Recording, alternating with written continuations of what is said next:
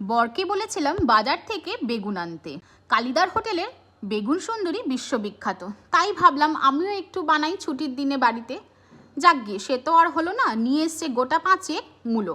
এত মূলো দিয়ে কি করব, তাই ভাবলাম বেগুন সুন্দরী তো হলো না, মূলো সুন্দরী করে নিই। এরপর নিলাম একটা কড়াই, তার মধ্যে বেশ কিছুটা তেল দিয়ে দিলাম কালো জিরে আর কাঁচা লঙ্কা ফোড়ন। তারপর মূলোগুলো অনেকক্ষণ আগেই আমি গ্রেট করে রেখেছিলাম, দিয়ে দিলাম সেগুলো তেলের মধ্যে ছেড়ে। অল্প একটু হলুদ দিয়ে আর অল্প একটু নুন দিয়ে দিলাম ঢাকা বেশ কিছুক্ষণ। তারপর ঢাকনা খুলেই দেখি তেল বেরিয়ে এসেছে।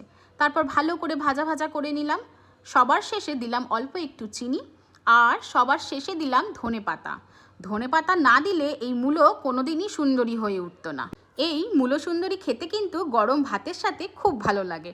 আপনারা বাড়িতে ট্রাই করুন, দেখুন কীরকম লাগছে, আর আমাকে কিন্তু অবশ্যই জানাবেন। ভালো থাকবেন, সুস্থ থাকবেন।